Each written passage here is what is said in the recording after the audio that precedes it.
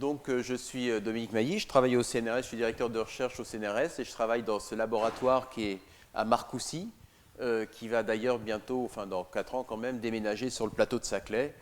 On rejoint un autre laboratoire qui, lui, est un laboratoire mixte, c'est celui de l'Institut d'électronique fondamentale, pour créer sur le plateau de Saclay un très gros centre de recherche sur les nanostructures et la nanofabrication. Donc, ce que je vais essayer de faire pendant ce séminaire, c'est vous montrer les techniques de fabrication. Alors là, c'est le top-down brut, c'est-à-dire vraiment les techniques de fabrication qu'on utilise plutôt en physique pour faire des structures qui sont... alors, ce qu'on appelle les nanos en physique, c'est tout à partir de 100 nanomètres, on commence à dire qu'on fait de la nanofabrication. Donc, on peut descendre en dessous de 100 nanomètres. Je vais vous montrer qu'on peut en fait descendre en dessous de 10 nanomètres avec ces techniques.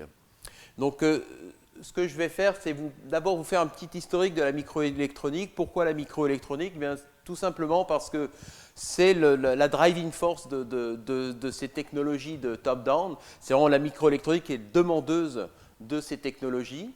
Et donc, je ferai juste un petit historique pour vous montrer pourquoi et comment on fait. Et je ferai un exposé des différentes techniques de nanofabrication en vous donnant un peu les limites auxquelles que l'on peut obtenir. Donc, je vous parlerai des grandes techniques, c'est-à-dire que la lithographie optique, la lithographie par faisceau focalisé, donc essentiellement lithographie électronique et un peu lithographie ionique. Et je vous parlerai finalement d'une technologie assez nouvelle, qui en fait est très ancienne, qui s'appelle la nano-impression, qui permet également d'avoir des tailles relativement petites.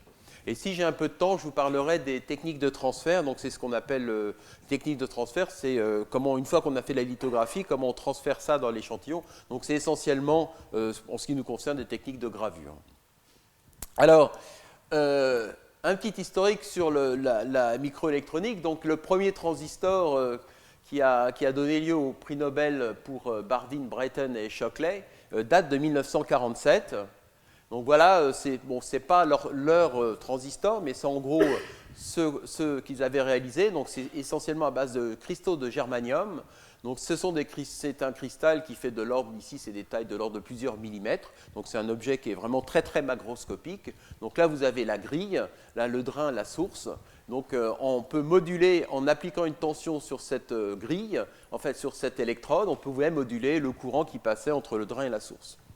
Alors, pour la petite histoire, ils ont mis beaucoup de temps à comprendre comment ça marchait. Et en fait, c'est essentiellement Bardeen qui a compris l'affaire. Donc ça, c'est vraiment quelque chose qui date de 1947. Et en 1957, on s'est intéressé à faire des objets plus petits, c'est-à-dire essayer d'intégrer ces transistors dans quelque chose de plus petit. Et on a commencé à utiliser les techniques de photolithographie. Et en 1959, sont apparus les premiers circuits intégrés, je dirais, c'est-à-dire en premier circuit intégré, il y avait essentiellement un transistor, un condensateur et une résistance. Donc c'est le premier circuit intégré, c'est Kilby, le fondateur de Texas Instruments, et Noyce, qui ont réalisé ces premiers circuits intégrés et ils ont eu le prix Nobel en 2000. Donc ça, c'est le premier transistor, et vous voyez les transistors un peu pas encore, que vous n'avez pas encore dans vos ordinateurs, mais parce qu'on sait les faire, mais pas à l'échelle, à une grande échelle industrielle. C'est les derniers transistors CMOS. Donc vous voyez qu'ici, maintenant, donc, la grille est limitée à une dizaine de nanomètres, voire un peu moins. Le liner, la zone active de la grille est encore plus petite. Et ici, vous avez donc le drain et la source qui sont là, et donc le canal ici qui fait de l'ordre de la dizaine de nanomètres. Alors évidemment, pourquoi on veut faire des transistors de plus en plus petits? Mais pour une raison assez évidente, c'est que d'abord, si on les fait plus petits, on peut en mettre un plus grand nombre dans un même chip. Ça permet de concentrer le système et donc d'avoir plus de puissance. Et puis également, on va beaucoup plus vite, puisque finalement, ce qui limite le fonctionnement, la rapidité de fonctionnement d'un transistor, c'est simplement le temps que met l'électron pour passer du drain à la source. Et donc, plus ce qu'on appelle le canal, plus le temps de transport dans le canal sera court, plus on pourra aller vite. Et donc ce temps de canal, évidemment, il dépend simplement de la longueur du canal, puisqu'on reste encore dans du silicium. Le silicium reste encore le matériau merveilleux pour la microélectronique. Et puis l'autre chose qui limite le fonctionnement, c'est qu'il faut le piloter avec une tension, la tension qu'on met sur cette grille, donc qui est ici. Et ce qui limite la fréquence qu'on peut appliquer sur cette grille, c'est simplement la capacité de charge, le temps de charge de cette capacité pour pouvoir la moduler. Et ça dépend simplement d'un effet géométrique, c'est-à-dire c'est simplement la surface de cette grille et également la distance entre la grille et le canal. Donc on veut faire très petit, et c'est pour ça que la microélectronique s'est toujours intéressée à ces techniques de nanofabrication. Alors quand on vous parle de microélectronique, on ne peut échapper à ce qu'on appelle la loi de Moore. Donc Moore, c'est ce monsieur-là, Gordon Moore, qui est un des ingénieurs fondateurs d'Intel. Et dans les années 70-80, il s'est amusé à regarder la production d'Intel, et s'est amusé à regarder combien il y avait de transistors dans une puce, dans les processeurs que sortait Intel au cours des années. Et il s'est aperçu qu'il y avait un facteur d'échelle assez important, c'est-à-dire que tous les 2 ans, on doublait, 2 ans et quelques, 18 mois exactement, tous les 18 mois, on doublait le nombre de transistors dans un chip. Donc on passe dans les premiers processeurs, vous voyez, dans les années 70, qui avaient 1 millier de transistors, on est arrivé maintenant à des circuits qui ont plusieurs milliards de transistors. C'est-à-dire quand vous regardez, si vous ouvrez votre ordinateur portable, vous arrachez le microprocesseur, vous l'ouvrez et vous allez trouver, si vous ne pourrez jamais compter, parce qu'il y en a plusieurs milliards de transistors dedans. Pour la petite histoire, ce qui est en bleu, c'est les processeurs standards, monocore, c'est-à-dire qu'il y avait un seul cœur, et maintenant vous voyez que les processeurs orange, la suite maintenant, ce sont et vous voyez que la loi de Moore, on n'y arrivait plus, on perdait la loi de Moore avec les processeurs à un seul corps. Et en fait, on récupère la loi de Moore en mettant des processeurs à plusieurs corps. Et la raison essentielle, c'est un problème de dissipation. C'est-à-dire que si vous regardez vos ordinateurs actuels, ils ont des fréquences d'horloge qui sont à peu près stables depuis quelques années. C'est de l'ordre de 2 à 3 GHz. En fait, on fait des transistors qui pourraient aller à 10, voire 15 GHz. Le problème, c'est si on les fait pédaler, si je puis dire, à ces fréquences-là, eh bien, votre ordinateur sur les genoux, vous ne pourriez plus tenir, ce serait un véritable four, et il finirait par fondre. Donc, on n'arrive plus. Il y a des problèmes de thermique qui sont maintenant ce qui gêne le plus l'industrie de la microélectronique. Et donc, pour éviter ça, eh bien, plutôt que d'avoir un processeur qui fait tout le travail, on en fait plusieurs qui sont répartis dans l'ordinateur, dans le microprocesseur. Et comme généralement, on n'a jamais besoin des mêmes choses en même temps, eh bien, ça permet de répartir la puissance. Alors, ça, c'est juste ce qu'on appelle la roadmap ITRS. Donc, c'est la roadmap de l'industrie du silicium qui vous montre, en gros, qu'est-ce qui se passe là. Donc, en 2011-2012, on est ce qu'on appelle le nœud 32. Donc, ça veut dire que la distance typique la plus petite qui existe, c'est 32 nanomètres. Donc, actuellement, on est dans les nanos pour la microélectronique. Et vous voyez que ce qui est prédit, c'est de descendre en 2017 en dessous en dessous des 20 nanomètres. Alors, ce qui est en jaune, c'est ce qu'on sait faire à peu près. Donc, on sait en 2012, heureusement on sait faire du 32 nanomètres, donc tout va bien. Et puis, vous voyez que pour 2013-2014, il faudrait descendre un peu en dessous, 28, et là, rouge, ça veut dire qu'on n'est pas encore sûr de savoir le faire. Donc, vous voyez, il y a encore beaucoup de recherches actuellement, et ce que je vais essayer de vous montrer un peu comment ça marche. Alors, cette évolution, évidemment, s'est faite grâce à une fabrication qui est massivement parallèle. Et ça a notamment permis de faire baisser le prix des ordinateurs. Si vous comparez le prix d'1 million de transistors dans les années 70, ça coûtait de l'ordre de 70 kg. Maintenant, le prix d'1 millier de transistors, c'est moins d'1 centime d'euro. Donc, c'est la seule industrie qui a été capable, je pense, si vous prenez l'industrie automobile, ça voudrait dire que vous payez votre voiture à peine 1 euro. Donc, c'est la seule industrie qui a été capable de faire cette prouesse technologique. Et ça a été grâce notamment au progrès de la lithographie et aussi de toutes les techniques qui sont nécessaires à côté. Alors pourquoi la lithographie a fait autant de progrès? C'est ce que j'ai essayé de vous montrer. Longtemps, on a cru quand vous prenez un système optique, quand vous utilisez de la lumière pour faire un objet, vous ne pouvez jamais faire quelque chose de mieux que la longueur d'onde que vous utilisez. Donc je vais vous montrer que c'est totalement faux. Maintenant, on est capable de faire des objets qui sont plus petits que le quart de cette longueur d'onde. Actuellement, on est en dessous de 40 nanomètres dans les microprocesseurs en utilisant une longueur d'onde de 193 nanomètres. Donc on est capable de faire bien mieux que la longueur d'onde. Alors voyons comment on peut faire ça. Alors la première chose, c'est de voir d'abord qu'est-ce que ça veut dire faire de la fabrication, ça consiste à quoi faire. Eh bien, ça consiste à partir d'un substrat, alors qui est souvent du silicium pour la microélectronique. Dessus, vous allez mettre une résine. Donc une résine, c'est simplement un matériau, généralement polymère, qui est sensible à de l'énergie, à du rayonnement. Et vous allez effectivement appliquer un rayonnement dans des endroits localisés sur cette résine. Donc ça, c'est ce qu'on appelle la lithographie. Et puis ensuite, eh bien, vous allez développer votre insolation. Donc généralement, l'endroit qui a été insolé, eh bien, la résine va disparaître. Et avec ça, eh bien, vous pouvez faire des tas de choses. Vous pouvez par exemple déposer un film métallique, par exemple, sur l'ensemble de votre substrat. Et ensuite, vous dissolvez la résine avec un solvant. Et donc, il ne restera du métal qu'aux endroits où il y a un trou, où vous avez fait le trou dans la résine. Donc, vous avez reproduit ce que vous avez insolé par quelque chose de physique, un métal. Donc, ça peut être une interconnexion métallique, ça peut être la grille de votre transistor, ça peut être des tas de choses.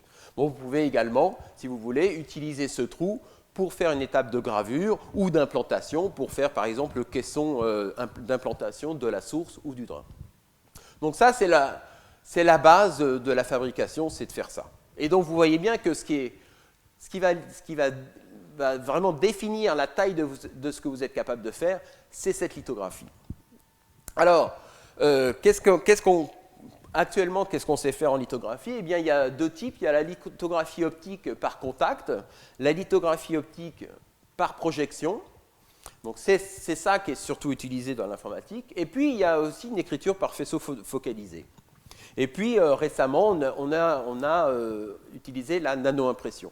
Donc, je vais vous parler de ces trois différentes techniques. Alors, on va commencer par la lithographie optique. Et dès qu'on utilise de l'optique, on utilise donc des ondes. Et dès qu'on utilise des ondes, on a des problèmes de diffraction.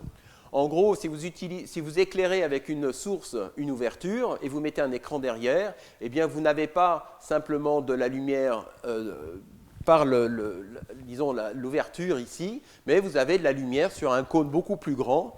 Et ça, c'est lié c'est dû aux effets de diffraction, c'est-à-dire que les rayons lumineux, la lumière n'aime pas qu'on la limite dans l'espace, et dès que si vous la limitez dans l'espace, elle va aller un peu n'importe où. Donc c'est les problèmes de diffraction, et c'est ça le cœur de la résolution des systèmes optiques. Donc en gros, si je prends cette fente de largeur A, et si je l'éclaire avec une lumière parallèle devant un écran, eh bien, suivant la distance de mon écran par rapport à cette fente, je vais avoir deux types de diffraction. La diffraction à très petite échelle, quand l'écran est très près de ma fente, ce qu'on appelle de Fresnel, donc je vais avoir un peu cette forme-là. Et puis, plus je déplace mon écran, plus je vais avoir une forme qui va évoluer jusqu'à ce qu'on appelle la diffraction de type Fraunhofer, où j'ai cette espèce de courbe qu'on appelle la courbe d'Herring. Alors, on va voir donc comment cette diffraction va donc limiter la résolution de votre technique. Alors, les premières techniques de lithographie optique des premiers processeurs, dans les années 70, c'était ce qu'on appelle la lithographie par contact ou proximité. Le principe, c'est extrêmement simple. Vous avez votre wafer, dessus, vous mettez votre couche de résine, et puis vous avez un masque. Un masque, c'est quoi? C'est un objet qui est fait d'un matériau qui est transparent, à la radiation que vous utilisez, et dessus, vous êtes capable de déposer des endroits qui sont opaques à la radiation. Donc, vous éclairez ce système-là avec une lumière parallèle. Donc, la lumière est bloquée par ces endroits opaques et puis pénètre dans ces endroits transparents, et donc vous insolez aux endroits que vous avez définis par votre masque la résine. Alors, si tout se passait bien, voilà, eh bien, on aurait ici l'intensité dans la résine qui serait 0 ici parce que vous avez le masque, et puis là, 1, etc. Il se trouve que ça diffracte, notamment ici sur les bords du masque, et l'intensité que vous obtenez au final, là j'ai un peu exagéré volontairement, c'est quelque chose qui n'a pas grand-chose à voir, mais enfin qui est fortement déformé par rapport au transfert idéal. Vous voyez que même vous pouvez avoir des effets d'interférence assez pernicieux qui font que même à un endroit où vraiment vous attendez vraiment à avoir zéro lumière, eh bien vous pouvez avoir même un pic assez important si vous avez des interférences constructives, des rayons diffractés ici. Donc ça vous limite la résolution et on peut calculer cette limitation de résolution. Donc ce que j'appelle R, c'est la plus petite structure que vous pouvez reproduire. Eh bien, en calculant cette diffraction de Fresnel, on trouve que c'est évidemment, c'est la racine de lambda, il y a toujours la longueur d'onde de l'énergie qui intervient, fois la distance entre le masque et le bas de l'échantillon. Donc, le gap, ce qu'on appelle le gap, c'est la distance entre le masque et la résine, et puis éventuellement l'épaisseur de résine. Alors, on est obligé de mettre un gap parce que votre échantillon, souvent, il n'est pas plat, il est un peu courbe, il a subi pas mal de dépôts, de choses comme ça qui l'ont contraint, donc on est obligé souvent de mettre un gap. Et puis, si on plaque, alors on peut aussi plaquer, mais si on plaque, après il faut enlever, et donc souvent on détériore la résine, etc. Donc, dans la microélectronique, on n'aimait pas trop plaquer.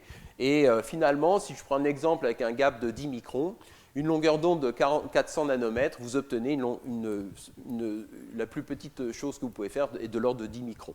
Donc ça, c'était les premiers développements de la microélectronique des circuits intégrés des années 70-80, où c'était de l'ordre de 10 microns. Alors, ça n'allait pas, surtout qu'on ne pouvait pas améliorer ça beaucoup, parce que si vous diminuez énormément les longueurs d'onde, alors on peut diminuer la longueur d'onde jusqu'à aller vers 200 nanomètres, mais après, en dessous de 200 nanomètres, vous commencez à avoir des difficultés de trouver des matériaux transparents. Le quartz commence à plus du tout être transparent, donc s'il n'est pas transparent, ça veut dire qu'il absorbe, s'il absorbe, ça veut dire qu'il chauffe, s'il chauffe, il se déforme, et donc votre structure est déformée également. Donc on est finalement, donc ça c'est un truc bon, c'est très facile à faire, économiquement c'est très facile, mais par contre on est quand même limité typiquement autour de 0,5 microns au mieux. Donc pour aller au-delà, eh bien on va mettre une lentille entre le masque et l'échantillon. Donc cette lentille, elle va vous permettre déjà d'avoir un masque qui n'est pas à l'échelle 1 par rapport à ce que vous voulez faire. Donc vous pouvez faire un masque plus gros que ce que vous allez faire. Et puis elle va vous permettre de vous affranchir des effets de diffraction juste en sortie du masque. Alors, je suis obligé de vous introduire ce que c'est que l'ouverture numérique d'une lentille. C'est simplement l'angle maximal de collection de la lumière d'une lentille. Donc, ça s'écrit l'ouverture numérique comme N0, l'indice du milieu, fois le sinus de cet angle-là, maximal de collection. Et si vous prenez une lentille qui a un diamètre de D et une focale de F, on peut retrouver avec une petite approximation que cette ouverture numérique, c'est sensiblement D sur 2F. En gros, ça mesure la capacité de collecter la lumière. Ceux qui font de la photographie savent bien, la qualité des objectifs dépend de ça. Alors, quand on utilise une optique et qu'on regarde en champ lointain, on a ce qu'on appelle la diffraction de Fraunhofer, c'est-à-dire que l'image d'une ouverture circulaire de diamètre D, si on a une distance R, eh bien ça va être cette forme-là, c'est-à-dire qu'on a un disque bien brillant qui correspond à cette ouverture-là, et puis les effets de diffraction font qu'on a d'autres anneaux qui apparaissent, des anneaux clairs et des anneaux sombres. Le calcul assez facile dans le cas circulaire montre que le premier minimum ici, il est à 1,22 fois lambda sur F sur D, où F c'est la focale, donc c'est la distance entre l'écran et ici c'est grand R malheureusement, donc la distance entre l'écran et la fente, et D c'est donc l'ouverture là. Alors, comment on va définir la résolution d'une optique? Eh bien simplement vous allez prendre deux points sources B et A, et vous allez regarder leur image. Donc ils vont chacun subir une diffraction. Si les deux points sont très séparés, vous allez avoir deux figures de diffraction qui sont très séparées, donc il n'y a pas de problème, tout va bien. S'ils sont très proches, eh bien, vous allez avoir ces deux choses-là qui vont se combiner, vous allez avoir une espèce de patate au milieu, donc vous n'avez plus du tout distingué les deux points. Donc Rayleigh, Lord Rayleigh a donné un critère pour dire quand on peut résoudre deux points, c'est simplement quand le premier minimum de cette courbe de diffraction tombe sur le maximum de l'autre. Donc exactement dans cette situation-là. Donc ça, c'est la situation où je peux encore voir distinguer mes 2 points, et puis au-delà, eh ben, ce sera fini. Donc ça veut dire que la résolution maximale ou la distance la plus petite que vous pouvez résoudre, eh bien, c'est donc, vous calculez ça, ça fait 0,61, c'est 1,22 f sur lambda d, donc ça fait 0,61 lambda sur na. Vous vous souvenez que na, l'ouverture numérique, c'était simplement 2d sur lambda. Donc vous voyez que la résolution dans le cas d'optique est liée évidemment encore une fois à la longueur d'onde et puis à l'ouverture numérique. Alors ça, c'est un peu l'évolution de ce qui s'est passé durant les années. Donc 1980, on est passé à la lithographie par projection à peu près. Donc on avait des longueurs d'onde de 436 nanomètres, donc ça c'était une lampe à mercure, une des raies de la lampe à mercure, des ouvertures numériques de 0,28 et donc on avait une résolution de 1,25 microns qui était bien supérieure à celle de la lithographie par projection. Et le cas, ah oui, j'ai oublié de vous dire, les gens des process, ils aiment bien mettre un cas, pardon. Le cas, pardon, je me trompe de touche, plutôt de mettre le 0,61, ça c'est la limite théorique, le critère de Rayleigh, ils mettent plutôt un facteur K parce que finalement, on ne fait pas que de la lithographie, il y a toujours, on fait du développement de résine, tout ça diminue également la résolution, donc les gens ils préfèrent mettre un K. Et donc vous voyez qu'on était à 0,8. Et puis après, on a amélioré un peu les choses, on est descendu en longueur d'onde, on a augmenté l'ouverture numérique, on est passé à 0,5 microns. Donc avec un cas qui était tout proche de Rayleigh, on a atteint Rayleigh en 95 avec une longueur d'onde de 248 nanomètres. Et donc là, normalement, on ne pouvait pas tellement faire mieux. Et bien il se trouve qu'après, on a continué à faire mieux. On est arrivé à des cas de 0,46, 0,49, vous voyez, des facteurs qui sont plus petits que la limite théorique. Et donc ça, c'est ce qu'on appelle les techniques d'augmentation de résolution dont je vais vous parler, la Resolution Enhanced Technology. Donc je vais vous parler, c'est qu'on va un peu tricher, on va un peu faire des astuces pour essayer d'aller au-delà. Alors, donc ça, c'est un peu un système générique de projection. Donc vous avez une source de lumière, vous avez un condenseur, vous avez un masque, vous avez des pupilles, vous avez des lentilles de projection, vous avez un wafer, etc. On va essayer de jouer sur chacune de ces étapes pour essayer d'augmenter la résolution. Donc je ne vais pas vous parler de toutes les techniques qui ont été faites, mais je vais vous parler de techniques qui utilisent des techniques de surface, les techniques de masques multiples et de shift mask. Alors, technique de surface. Alors ça, c'est important parce que en fait, ce qu'on va faire, c'est que comme on a toujours ce problème de limitation par l'ouverture numérique, et vous savez que l'ouverture numérique est aussi importante dans la profondeur de champ. Ceux qui font de la photo savent très bien que si vous voulez avoir une grande profondeur de champ, vous avez intérêt à fermer votre objectif.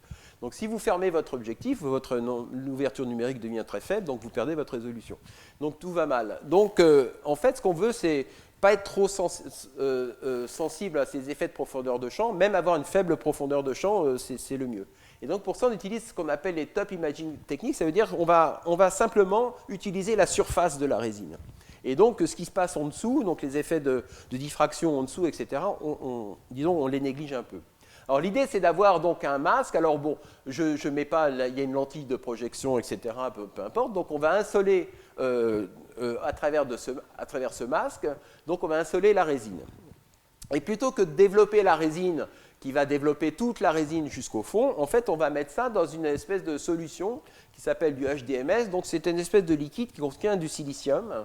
Et ce silicium, en fait, il peut incorporer la résine qui a été insolée. Mais il peut l'incorporer que de façon très superficielle, donc quelques dizaines de nanomètres. Donc, il n'y a que quelques dizaines de nanomètres qui sont incorporés de silicium. Et ça fait une surface ici qui contient du silicium et qui donc est prête à résister à une gravure ionique, notamment oxygène, qui elle va être bloquée sur tout ce qui est silicium et qui va bien, par contre, aller graver la couche de résine. Et donc vous voyez qu'on a obtenu une très bonne lithographie en étant sensible qu'à la surface. Donc ça permet de s'affranchir des problèmes de profondeur de champ et donc on peut augmenter l'ouverture numérique assez fortement.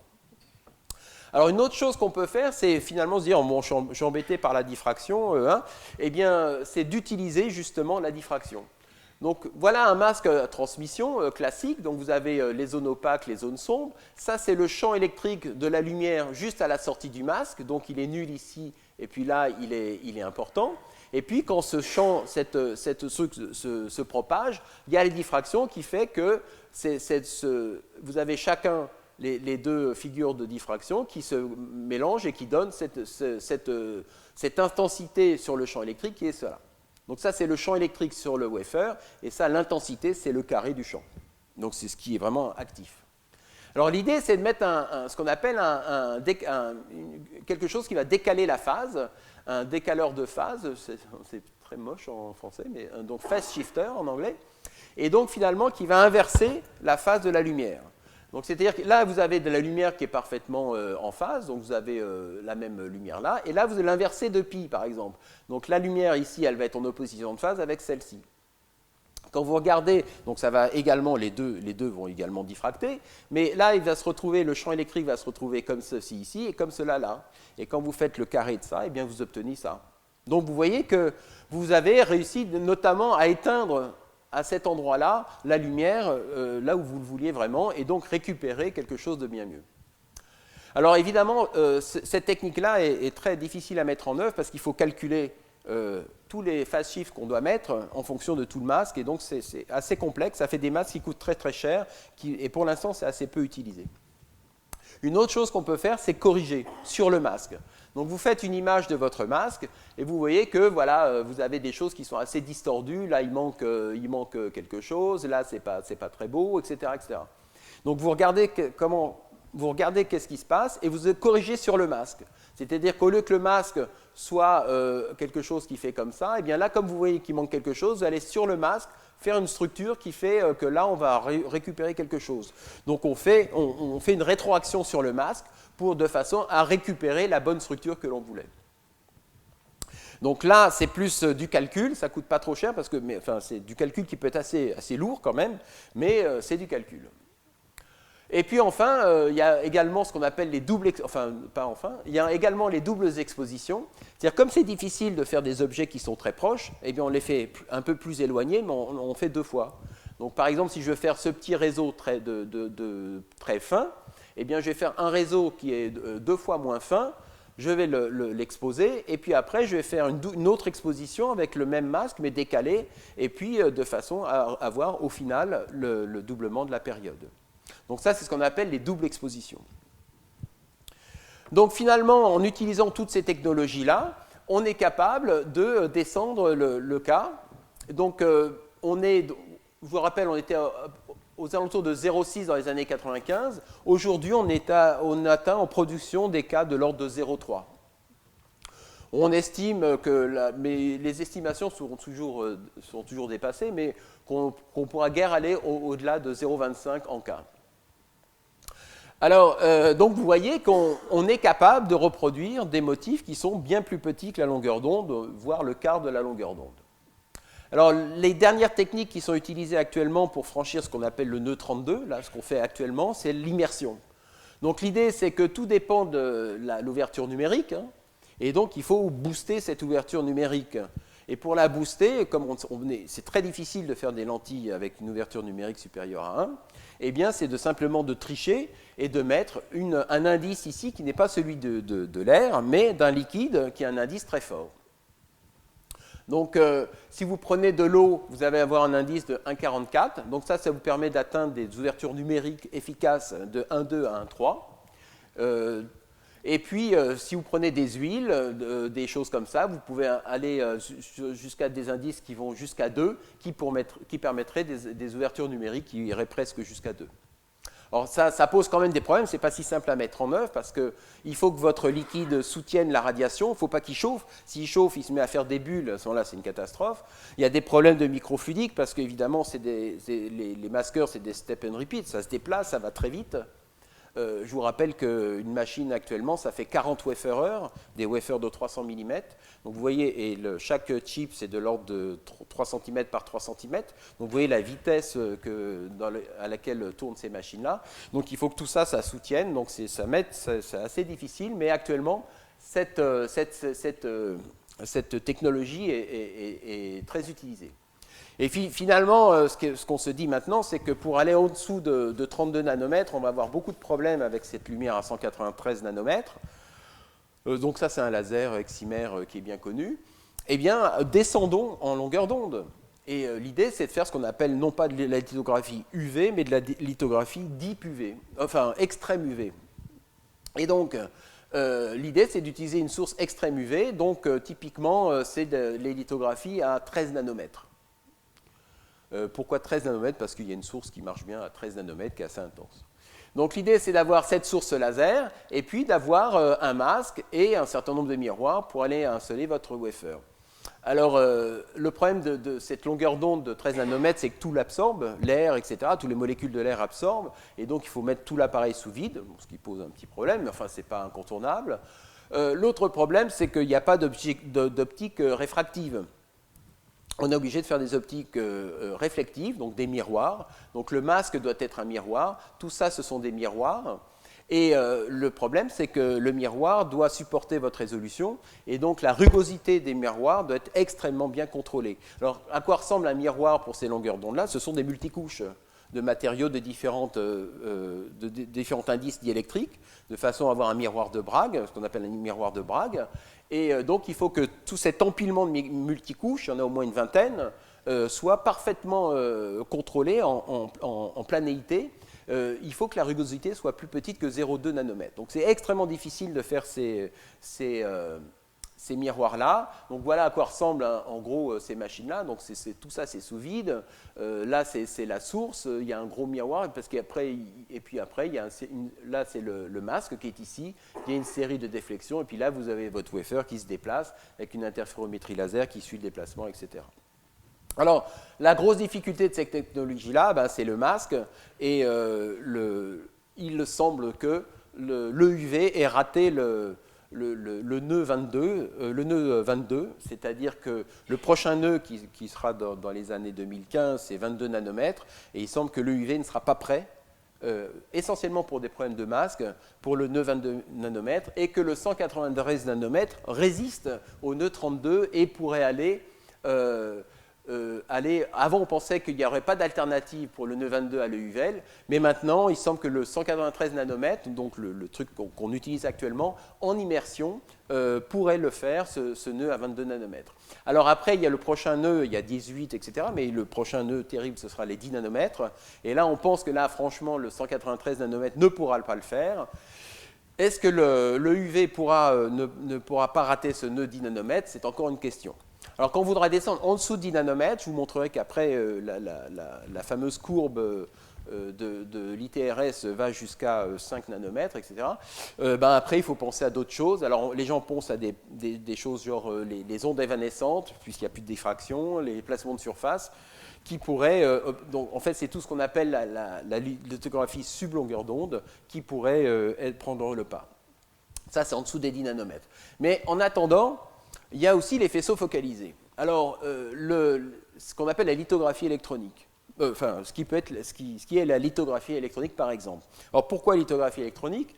D'abord parce qu'on sait très bien, facilement, on sait très bien, c'est une technologie qui est bien maîtrisée, focaliser un faisceau d'électrons sur un spot qui est plus petit qu'un nanomètre. C'est ce qu'on utilise dans un microscope électronique qui date des années 30 et qui a eu de plus en plus de progrès. Et actuellement, des microscopes électroniques avec un spot de l'ordre de quelques angstroms, on sait faire.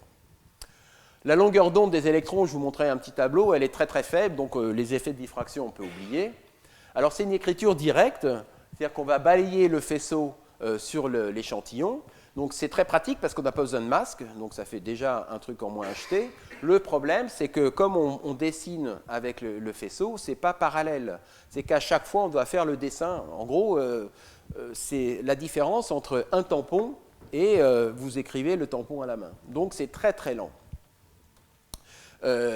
Par contre, la résolution, vous verrez, peut être excellente. On peut reproduire la taille de sonde, on peut aller jusqu'au nanomètre. Alors, donc ça, oui, c'est juste pour vous montrer, en fonction de la vitesse de l'électron, la longueur d'onde, vous voyez que même à 1 kV, la longueur de l'électron, elle est déjà en dessous du nanomètre. Et quand vous êtes à 100 kV, ce qu'on utilise actuellement, eh bien, vous êtes bien en dessous du nanomètre. Donc vraiment, les problèmes de diffraction qu'on a avec la lumière avec l'optique et ne sont vraiment pas un problème. Alors, qu'est-ce qui se passe en fait quand on insole une résine? Alors souvent les résines ce sont des polymères, donc typiquement des chaînes. Alors la plus connue c'est le PMMA, c'est ce qui est le plus utilisé, c'est le polyméthylmétacrylate. Donc comme je ne suis pas chimiste, j'ai aucune idée à quoi ça correspond, mais je sais que le plexiglas c'en est. Donc c'est un genre de plexiglas. En fait c'est donc des chaînes de monomères. Et ces chaînes de monomères, sous l'action d'énergie, vous pouvez les casser et passer d'une très longue chaîne à des chaînes beaucoup plus courtes. Et l'idée, on va utiliser, c'est la variation de solubilité entre des chaînes très longues, peu solubles, et des chaînes très courtes, très solubles. Alors le problème, c'est que pour casser une chaîne d'un matériau organique, il faut quelques EV. Et les faisceaux d'électrons qu'on utilise, pour des raisons technologiques, sont plutôt de plusieurs dizaines de kiloélectronvolts. Actuellement, c'est plutôt 100 kiloélectronvolts. Alors, ça pose un problème, notamment de savoir ce qui se passe. Alors, on fait des simulations type Monte-Carlo, c'est-à-dire on suit un électron lorsqu'il pénètre dans un système, donc silicium PMMA, par exemple à 10 kV. Donc ça représente la trajectoire on envoie un électron et puis on fait une simulation Monte-Carlo qui permet de savoir en gros comment il va se diffuser dans la matière. On envoie un autre, on envoie un milliard d'électrons, avec un ordinateur bien sûr, et toujours tous au même point, et on suit toutes ces trajectoires. Donc vous voyez, vous arrivez avec un point d'impact qui est quasiment ponctuel, et vous arrivez finalement à quelque chose qui s'évase, et vous voyez que même assez loin du point d'impact, vous avez des électrons qui vont insoler votre résine. Alors ça se passe un peu mieux si vous augmentez la tension, c'est-à-dire que cet élargissement ici à 10 kV devient beaucoup plus faible à 100 kV. Par contre, vous voyez que ce qu'on appelle les rétrodiffusés, les électrons qui sont rétrodiffusés essentiellement par le substrat, ils vont aller beaucoup plus loin. C'est-à-dire que même si vous avez un point d'impact ici, vous allez avoir une insolation ici qui peut ne pas être négligeable. Donc ça, c'est ce qu'on appelle les effets de proximité. Donc vous avez une diffusion vers l'avant qui vous élargit le faisceau, donc vous perdez votre sonde qui peut être inférieure au nanomètre, mais finalement, dans les faits, elle va être un peu plus grande. Mais surtout, vous avez cette rétrodiffusion essentiellement par le substrat qui va vous donner ces effets de proximité. Alors ça veut dire qu'en gros, si j'insole ce beau petit carré vert, quand je vais révéler, à cause de ces effets de proximité, je vais avoir plutôt cette forme bleue, enfin le bleu plus le vert. Et le problème va être, bon, je pourrais en tenir compte dans ma forme de mon motif, mais le problème c'est que si je veux mettre à côté d'un gros carré un tout petit trait, parce que à cause de ces effets de proximité, je vais avoir une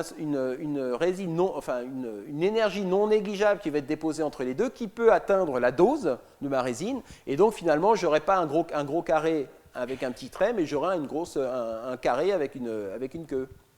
Donc j'aurais plus le gap entre les deux. Alors qu'est-ce qu'on peut faire pour lutter contre ça? Eh bien, on peut s'arranger pour modifier la dose. Donc c'est-à-dire, je vais mettre une dose, voilà la structure que je veux. Au lieu de mettre une dose homogène partout, eh bien, je vais dire, au milieu, je vais mettre la dose classique, la dose conventionnelle pour la résine, et puis au bord, j'ai un peu diminué cette dose pour tenir compte des effets de proximité de tous mes électrons qui vont par là, et puis là, également, je vais diminuer la dose pour tenir compte de l'effet de proximité de ce gros pavé ici, etc., etc. Alors, il y a des logiciels maintenant commerciaux, vous rentrez votre dessin dans le logiciel, et puis il va vous calculer, il va vous découper votre logiciel en petits morceaux, et puis il va vous calculer la dose qu'il faut mettre dans chaque morceau pour tenir compte des effets de proximité. Alors c'est des temps, suivant évidemment la complexité du motif, ça peut être des temps extrêmement longs de calcul, mais ça existe. Alors, le problème c'est que si vraiment ça c'est vraiment un très gros pavé, ça c'est un petit et très proche, vous pouvez demander ici à avoir une dose négative, et ça franchement je ne sais pas comment on fait. Donc ça on arrive à corriger. Mais disons que ce qu'il faut garder en tête, c'est très difficile en lithographie électronique de faire des choses qui sont très proches les unes des autres. Alors on peut également utiliser les techniques multicouches, c'est-à-dire qu'en fait les rétrodiffusés sont essentiellement liés au substrat, qui est un matériau généralement d'un Z, d'un poids atomique assez fort, c'est lui qui est capable de prendre des électrons et de les remettre en arrière. Donc ce qu'on fait, c'est que généralement on écarte la zone active du substrat par une zone tampon qu'on appelle une zone d'absorption. Et donc finalement, on va insoler avec le faisceau d'électrons la résine active. Ensuite, on révèle, et puis après, on utilise des ions. Donc, on va faire une gravure ionique pour graver cette couche d'arrêt. Et puis après, on utilise d'autres ions qui vont, eux, être capables de graver la résine. Donc, ils vont graver cette résine-là, mais ici, ils vont être bloqués par là, et donc, on aura le trait dans la résine. Donc, ça, c'est des techniques multicouches qui sont relativement utilisées souvent. Donc ça, c'est des exemples de ce qu'on arrive à faire avec un faisceau de 200 kV. Vous voyez qu'on est capable de faire des lignes de l'ordre de plus petites que 10 nanomètres. Donc ça, c'est un exemple de résolution de toutes les résines, actuellement des résines conventionnelles. Donc vous voyez que le PMMA, il a une résolution typiquement de l'ordre de 7 nanomètres. Donc avec la lithographie électronique, le PMMA, c'est un polymère, donc on peut mettre une épaisseur assez grande, on peut faire des choses, du lift-off, des choses comme ça avec. Alors effectivement, on peut descendre en dessous en utilisant des résines inorganiques. Mais les résines inorganiques, généralement, demandent des temps d'insolation extrêmement longs. Ça peut être plusieurs dizaines de secondes pour faire un trait d'1 micron. Donc, quand vous voulez faire quelque chose de sérieux, c'est plusieurs années, donc on oublie. C'est beau pour faire une publication, montrer qu'on a fait un trait inférieur au nanomètre. Donc, la résolution est essentiellement limitée par les résines actuellement. Alors, le cas du PMMA, donc c'est des grandes chaînes comme ça. Et quand on commence à les couper en chaînes trop petites, les chaînes se forment en pelotes. Ces pelotes se mettent à coller sur les bords, sur les flancs de la résine par les forces de Van der Waals et empêchent de descendre en taille. Donc essentiellement, on a des problèmes de résine. Alors on arrive à faire des choses avec un appareil, disons, conventionnel, on arrive à faire des choses assez propres. Donc ça, c'est un exemple d'un anneau qui fait 500 nanomètres de diamètre. Donc vous voyez qu'on arrive à faire des structures qui sont... ce qui est remarquable, c'est que l'anneau est bien rebouclé sur lui-même, qu'il n'y a pas de défaut. Donc ça veut dire que les bobines de déflexion de ces appareils-là sont extrêmement bien calibrées, qu'il n'y a pas d'hystérésis, etc. Et on peut faire des traits qui sont très longs et très fins. Donc là, ce sont des traits qui font plusieurs dizaines de microns sur 15 nanomètres de largeur. Et puis on peut faire des structures très compliquées. Donc ça, c'est par exemple un réseau de fils sous forme de carré. Donc le pas ici, c'est 640 nanomètres. La largeur ici, c'est de l'ordre de 50 à 60 nanomètres. Et on peut en faire des millimètres carrés. Et ici, c'est un réseau un peu plus compliqué qu'on s'était amusé à faire parce qu'il y a des propriétés physiques intéressantes. On peut faire des grandes surfaces. Alors, des grandes surfaces pour un physicien, c'est-à-dire quelques millimètres carrés. Mais si vous voulez faire des grandes surfaces pour quelqu'un d'un microélectronique, c'est-à-dire un wafer de 300 mm, eh bien, on oublie parce que ça va être des années d'insolation. Donc la lithographie électronique, c'est une résolution inférieure aux 10 nanomètres, c'est parfait, c'est bien, mais c'est vraiment incompatible actuellement avec les processus industriels. Et alors, on essaye quand même d'augmenter ce qu'on appelle le throughput, c'est-à-dire le nombre de wafer-heures qu'on pourrait sortir avec un appareil comme ça. Je vais vous donner deux exemples, les machines à faisceaux formés et les machines multifaisceaux. Alors l'idée, c'est que souvent, dans un échantillon, on n'a pas besoin toujours de la plus petite résolution pour faire l'ensemble. Il y a des endroits où on n'a pas besoin de grande résolution, des endroits où on a des choses grosses. Et donc l'idée, c'est de former le faisceau suivant le motif qu'on est en train de dessiner. On le forme en dynamique, c'est en même temps qu'on écrit, on va former le faisceau. Donc là, par exemple, si vous voulez installer ce T, si vous prenez donc ce qu'on appelle le faisceau gaussien, ce que j'utilisais tout à l'heure, donc c'est un faisceau, eh bien vous allez dessiner ça avec votre faisceau, vous allez faire ça et ça, et puis vous pouvez dire, ben, j'ai formé mon faisceau, et donc actuellement on fait ce qu'on appelle du variable shape beam, c'est-à-dire que je vois que là j'ai un grand trait à faire, donc je vais faire mon faisceau un grand trait, et là j'ai installé tout ça, etc., etc. Donc on peut gagner beaucoup de temps.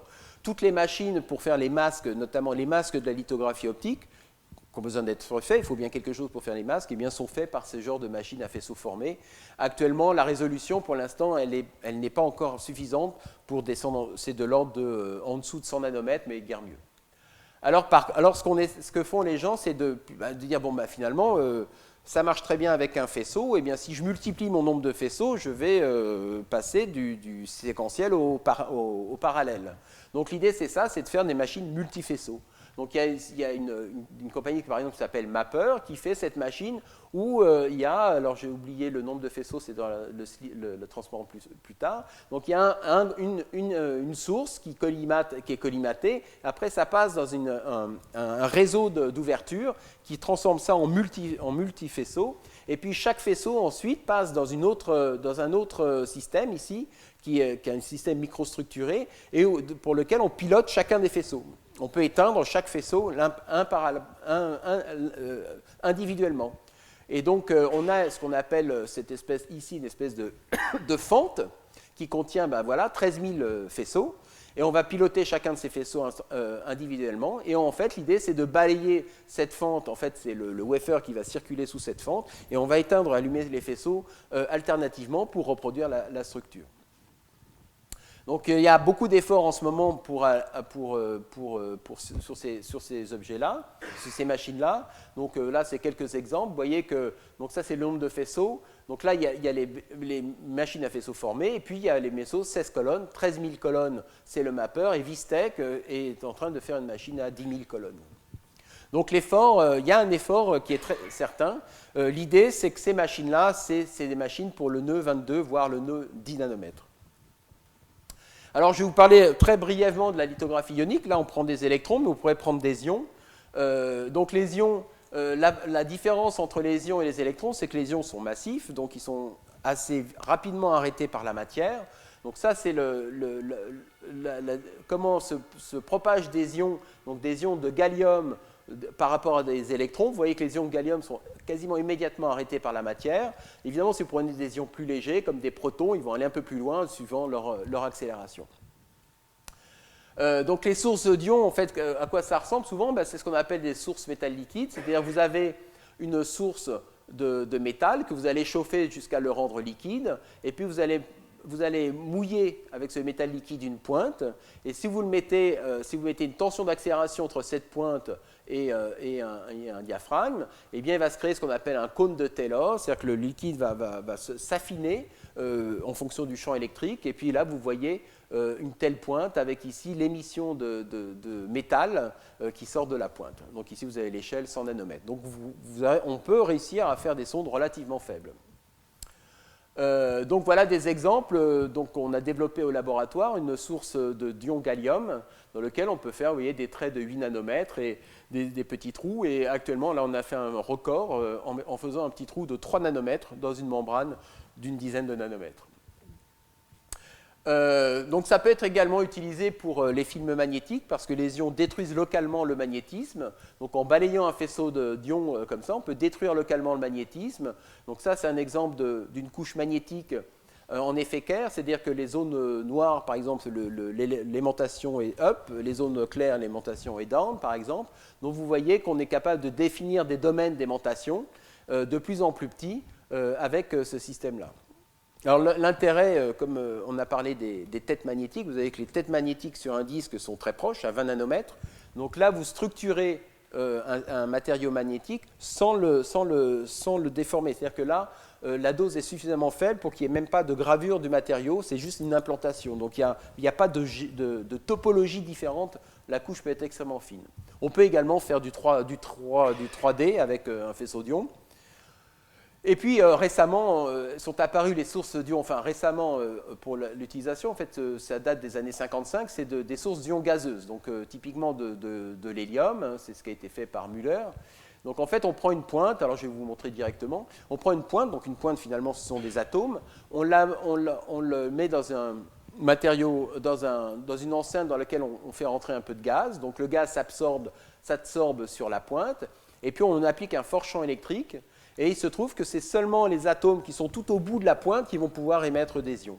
Donc ici, vous voyez, on est capable d'avoir, ici vous avez 9 atomes qui émettent des ions, et si vous modifiez encore la polarisation, vous pouvez en avoir que 3, etc. Donc on peut avoir des sondes extrêmement faibles, extrêmement petites. On s'est beaucoup utilisé actuellement en microscopie. Donc là, vous voyez une image SEM de particules d'or qui ont été polluées avec du carbone. Donc à 15 kV, on voit un peu les granularités qui correspondent à celles des particules d'or, mais on ne voit pas du tout le carbone. Et si vous faites la même image avec des ions hélium, vous voyez parfaitement bien la pollution avec le carbone. C'est un autre avantage, c'est que ça a une profondeur de champ extrêmement grande. Et donc là, ce sont des images de... Et puis, c'est pas chargé. Les ions sont neutralisés avec un neutraliseur. Donc, c'est des ions qui ne sont pas chargés. Donc, on n'a pas de problème de charge donc qui sont très embêtants en microscopie électronique. Et donc, vous voyez, vous avez ça, ce sont des fibres qui sont totalement isolantes. Et donc, on est capable de les voir. Et vous voyez qu'on a une très grande profondeur de champ. Je crois que l'image d'ici est encore plus belle, où on voit, vous voyez, là, la résolution, ici, c'est 500 nanomètres. Donc, on arrive à voir des choses très nettes jusqu'à des profondeurs très grandes. Donc, ça intéresse beaucoup les gens. Et on peut également faire de la fabrication. Donc, ici, c'est un gap de 4 nanomètres qui a été découpé avec ce fibre hélium. Et vous voyez, l'intérêt, c'est que là, c'est le bord de ce gap. voyez que ça reste cristallin, même jusque très très proche du gap, il n'y a pas de défaut induit par cette structuration. Donc, et évidemment, il n'y a pas d'effet de proximité, puisqu'ils sont arrêtés, ils ne sont pas rétrodiffusés, les ions. Donc vous voyez là, ce sont des séries de plots de 6 nanomètres avec des espacements différents. On met la même dose et on change simplement l'espacement, et vous voyez que le diamètre du plot, il varie absolument pas en fonction de l'espacement. On ne sent absolument pas qu'il y a un plot juste à côté. Donc il y a beaucoup d'intérêt actuellement pour ces systèmes-là. Enfin, la dernière technique dont je voulais vous parler, c'est la nano-impression. Donc c'est une technique qui est très simple, c'est la technique du pressage. Donc on faisait les vieux disques vinyles comme ça, et même les CD sont faits comme ça. C'est simplement, vous prenez un moule qui contient une topologie qui correspond à votre motif, et puis vous allez avoir un substrat sur lequel vous mettez une résine. Vous chauffez votre résine, la résine devient fluide, et vous pressez le moule sur la résine. Donc vous rentrez le moule dans la résine, la résine prend la forme du moule, ensuite vous refroidissez, la résine redurcit, et puis vous démoulez. Alors là, démouler, pas facile, mais il y a des astuces, il y a des produits qui empêchent d'adhérer, etc. Donc on réussit à démouler, on peut enlever ces petits résidus par une gravure, et donc vous avez reproduit votre moule sur le substrat. Alors, bon, c'est un peu pénible, c'est un peu lent parce qu'il faut chauffer, machin, refroidir, etc. Mais on arrive à avoir on a montré des résolutions de l'ordre de 10 nanomètres. Donc c'est quelque chose qui commence à intéresser fortement les industriels, surtout que c'est très bon marché, en fait, c'est juste de l'impression. Alors évidemment, il faut avoir le moule. Le moule est à l'échelle 1, et donc pour ça, on va avoir les gens de la lithographie électronique en leur demandant un moule, s'il vous plaît, etc. Alors, on peut faire mieux maintenant avec l'UV, ce qu'on appelle la nano-impression assistée UV. Donc, cette fois-ci, on va prendre un moule en quartz ou en plastique dur. Donc, maintenant, on utilise beaucoup le hard PDMS, qui est un polymère transparent et qui peut être assez dur. Donc, c'est assez facile de faire ces moules, en fait. Et puis, là, cette fois-ci, on va prendre une résine qui, elle, est relativement fluide à température ambiante. Et puis, on va appliquer une pression. Donc, là, le moule rentre dans la résine. Et pour la durcir, on la durcit aux UV. Donc, on envoie un flash d'UV qui polymérise la résine et qui la durcit. Donc, c'est beaucoup plus rapide. C'est une technique qui commence à être très intéressante. Alors, il y a quand même les problèmes d'alignement. Parce que si vous voulez faire du 10 nanomètres, je crois que la règle de l'ITRS, c'est d'avoir un alignement à mieux que la fraction de nanomètre. Donc là, comme vous avez un mouvement mécanique, c'est un peu difficile. Mais les gens s'y attachent. Donc ça, ce sont quelques exemples de choses, de résolution qu'on arrive à faire. Donc là, vous voyez le moule, donc, qui est fait en... c'est du silicium sur lequel on a mis des plots de HSQ, qui est un genre de silicium organique. Et ça, c'est sa réplication dans la résine. Donc vous voyez qu'on arrive à avoir répliqué des plots de 20 nanomètres au pas de 60, avec une très bonne homogénéité. Alors, ce qui court aussi dans l'idée des gens de la microélectrique, c'est de faire ce qu'on appelle du roll-to-roll, c'est-à-dire d'avoir un rouleau qui contient la topologie que vous voulez, et vous le roulez sur l'échantillon. Alors ça, c'est surtout les gens du photovoltaïque qui sont intéressés par ça, parce que pour améliorer le rendement des structures des systèmes photovoltaïques, l'idée c'est de faire des nano-objets dessus qui vont par effet ce qu'on appelle plasmonique, c'est-à-dire une espèce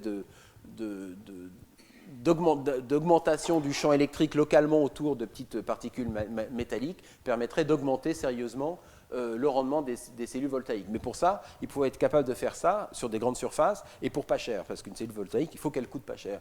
Et donc l'idée, c'est de faire du roll-to-roll pour ça. Alors ça, je vous montre maintenant ce qui nous attend, le futur. Donc vous voyez, là on est en 2011-2012, donc actuellement c'est de 193 nanomètres en immersion. Donc ça veut dire qu'il faut continuer à améliorer un peu la technique, mais que ça marche. Ça commence à se faire, mais ce n'est pas encore qualifié. Ça, il faut vraiment travailler, et ça, vraiment, il faut travailler dur. Donc vous voyez que pour les années 2011, au lieu 36, 2011-2012, le lieu 36, 32 nanomètres, le 193 nanomètres reste encore là. Ensuite, eh bien, là, il va falloir commencer à travailler pour le nœud 28 nanomètres. Donc c'est possible, il faut améliorer un peu, mais vous voyez, le nœud de 28 nanomètres, c'est le 193 nanomètres qui a encore la main. Par contre, pour le nœud 22, ici vous avez les nœuds 45-32, le nœud 22, le UV, là, il est encore en développement. Beaucoup de gens pensent qu'il ne sera pas prêt pour le nœud 22, alors que le 193 nanomètres, lui, il va pouvoir y aller. Et on commence à penser également donc ML, ça veut dire maskless lithographie, c'est donc la lithographie électronique avec les multifaisceaux. Le imprint pour les DRAM, parce que les DRAM, il n'y a pas beaucoup de... C'est les mémoires dynamiques, en fait, il y a peu de niveaux. Sur un microprocesseur, il y a énormément de niveaux de masquage, alors que pour une RAM, il y en a beaucoup moins. Donc on est moins sensible aux problèmes de positionnement. Et puis, etc. Donc après, là, vous voyez, ça devient de plus en plus noir, là, parce que là, il y a du travail pour descendre au nœud 23, le nœud 20. Vous voyez qu'en 2026, eh bien, ce sera 6 nanomètres, la plus petite distance dans les objets. Et donc ça, 6 nanomètres, vous voyez qu'il y a blanc, là, on ne sait pas du tout. Voilà, donc je vais juste vous parler, mais alors très rapidement, des techniques de transfert. On ne peut pas du tout utiliser la gravure humide quand on a des nanostructures, parce que la gravure humide, le problème, c'est qu'elle a souvent des problèmes d'isotropie, c'est-à-dire que ça grave aussi bien en profondeur qu'en latéral, et donc on perd immédiatement la résolution du masque. Donc on va plutôt utiliser des techniques ioniques, donc c'est ce dont parlait Clément. Donc l'idée, c'est en fait de prendre des ions, argon, de les accélérer dans un faisceau parallèle et de venir frapper l'échantillon. Donc les ions argon, eh bien, ils vont frapper l'échantillon, ils vont expulser des atomes. Alors le problème de ça, c'est que souvent, quand l'ion arrive, il va effectivement donner de l'énergie et puis enlever l'ion, mais l'autre, il n'a aucune raison d'aller pas se redéposer. Donc souvent, on a des problèmes de redépôt, c'est pas terrible. Donc on passe plutôt aux gravures dites plasma. Donc le principe, c'est relativement simple. Vous injectez un gaz dans votre système, vous envoyez une radiation radiofréquence, donc qui va exciter les électrons, qui va ioniser le gaz. Et en fait, ce qui se passe, c'est que les électrons, eux, sont très rapides, ils sont très légers, très rapides, donc ils suivent la radiation, le champ radiofréquence, alors que les ions, non. Les ions, ils sont lents, ils ne suivent pas ces fréquences-là. Donc très rapidement, on a une polarisation, parce qu'il y a plus d'électrons qui arrivent que d'ions qui arrivent, donc on perd l'équilibre, la neutralité. Donc on a une polarisation qui se crée automatiquement, qu'on bloque par une capacité, et donc on a une tension de polarisation qui va créer un champ électrique continu, qui va accélérer les ions et venir les faire frapper votre échantillon. Alors, l'intérêt de ça, c'est qu'on va pouvoir mettre un aspect chimique. L'aspect chimique permet d'aller vite et permet d'éviter le redépôt. Donc vous allez mettre donc ça c'est le matériau que vous voulez graver. Vous avez des espèces qui sont par exemple non actives, donc elles ne vont pas abîmer par diffusion, elles ne vont pas aller n'importe où. Et donc par contre, vous allez avec des électrons générer des espèces réactives qui vont venir se déposer par diffusion et venir graver votre échantillon. Et ce qu'on essaye de faire, c'est qu'au cours de cette réaction se crée une espèce qui soit volatile, donc, et qui ait une désorption, et que par disons, balayage de gaz, on puisse éjecter cette espèce-là, et donc ne pas avoir de redépôt. Donc ça, c'est le principe de base. Donc ça marche assez bien. Là, on a besoin généralement de l'aspect physique et de l'aspect chimique. Donc là, par exemple, c'est la gravure de silicium avec un mélange de gaz, donc c'est du fluorure de xénon. Donc si vous envoyez du fluorure de xénon sur du silicium, il ne se passe rien. Il n'y a pas de gravure, donc ça c'est l'épaisseur gravée en fonction du temps. Et puis quand vous envoyez un canon argon dessus, eh bien, vous voyez que tout d'un coup, vous avez de la gravure qui se produit. Donc ça, c'est parce que le canon argon, il va dissocier le fluorure de xénon pour créer des ions fluor qui, eux, sont actifs. Et puis, si vous enlevez le fluor, vous laissez seulement les ions argon, vous voyez que vous êtes purement physique, il ne se passe quasiment rien. Donc, on a un mélange de ces deux choses. Et le truc fondamental, c'est qu'on est capable d'avoir de l'anisotropie. Il est extrêmement important que la gravure soit parfaitement verticale, parce que vous avez des structures très petites. Si vous ne gravez pas verticalement, si vous gravez comme ça, par exemple, eh bien, la structure, elle tombe. Donc, il faut être parfaitement droit. Et pour ça, bien, on peut utiliser de la passivation. C'est-à-dire qu'on va mélanger dans le gaz actif un gaz passivant. C'est un gaz qui bloque toute réaction chimique en passivant la surface. Donc ce gaz, par diffusion, lui, il va se mettre, il va tartiner un peu tout l'échantillon et il va bloquer toute réaction par diffusion des ions actifs dans le système. Sauf quand un ion vient casser cette passivation, et à ce moment-là, il crée un trou dans la passivation, il peut réagir, etc. Et vous voyez que dès qu'on est, parallèle au cheminement des ions, ben, on ne les voit pas, et donc tous les flancs qui sont bien verticaux, eux, ne sont pas bombardés par les ions, et donc ne sont pas attaqués. Donc on a comme ça, on peut gagner comme ça une très très forte anisotropie. Donc je vais vous montrer juste, pour finir, des exemples d'anisotropie. Vous voyez qu'on peut avoir des rapports d'aspect qui sont supérieurs à 10, ce qui est assez difficile à faire. Donc ça, ce sont des piliers qui ont été faits d'ailleurs pour le Collège de France, d'ailleurs. Des piliers de silicium. Ici, alors, donc ça, ce sont des murs. Ici, c'est un cristal photonique, donc quelque chose qui permet de guider la lumière. Et pour faire un cristal photonique, il faut faire des trous qui soient plus grands que la longueur d'onde de la lumière qu'on veut guider. Donc c'est de la lumière généralement à 1,5 micron, longueur télécom. Donc des trous qui sont plus grands qu'1 micron, en tout cas. Et ça, c'est très difficile de faire un trou de 0,2 microns sur plusieurs microns, parce que vous pouvez même essayer, faites un trou, vous, de 10 cm, de 1 mètre, vous n'y arriverez pas. Et donc là, c'est très difficile, et on y arrive, vous voyez les trous qui sont extrêmement profonds, avec des rapports d'aspect très impressionnants. Donc, évidemment, c'est pas seulement. Bon, cette technique a été extrêmement développée. On utilise d'autres plasmas que les plasmas aérieux, des plasmas plus denses. On éloigne le plasma. En fait, le problème de l'aérieux, c'est que la pression de gaz et l'autopolarisation sont liées, puisque c'est le mouvement lent des atomes qui crée cette polarisation. Et donc, ça, on ne veut pas. Généralement, on veut dissocier l'aspect pression de gaz, qui est l'aspect chimique, de l'aspect autopolarisation, qui est l'aspect physique. Donc, pour ça, on fait des plasmas denses, qu'on appelle les plasmas qui sont couplés inductivement, ou des plasmas par résonance cyclotron, etc. Bon, il y a beaucoup d'améliorations, mais je n'ai vraiment pas le temps de vous en parler. Donc pour conclure cet exposé, je vous dirais qu'on dispose actuellement de techniques qui permettent de descendre à des dimensions inférieures à 10 nanomètres. La lithographie électronique en est un exemple, la nano-impression. Mais pour l'instant, elles ne sont absolument pas compatibles avec les impératifs de la microélectronique en termes de throughput, de wafer heure. Alors, il y a bien entendu des recherches qui se font en essayant de rendre ces technologies multifaisceaux, donc massivement parallèles. Donc ça, c'est en cours. En dessous de 5 nanomètres, pour l'instant, on n'a pas vraiment de résine qui soit adéquate. C'est-à-dire que, bon, vous avez vu que le PMMA, il faisait des boulettes qui gênaient. Eh bien, pour l'instant, on a vraiment besoin des chimistes pour avoir des résines qui soient... Alors, les résines inorganiques sont très bien, parce qu'elles n'ont pas ce défaut-là, mais elles sont extrêmement peu, elles ont une sensibilité qui est vraiment très très faible, et donc qui ne permet pas de faire des objets raisonnables. Et donc, pour l'étape suivante, qui est ce que j'appellerais la picofabrication, eh bien là, certainement, là, on voit que on va avoir besoin, comme Clément l'a dit tout à l'heure, les chimistes auront besoin des physiciens, ben, les physiciens auront besoin des chimistes, et donc tout se passe bien. Si chacun en a besoin les uns des autres, on a de bonnes raisons de s'entendre. Et donc, pour faire une espèce de mélange entre ces techniques top-down et les techniques bottom-up. Je vous remercie.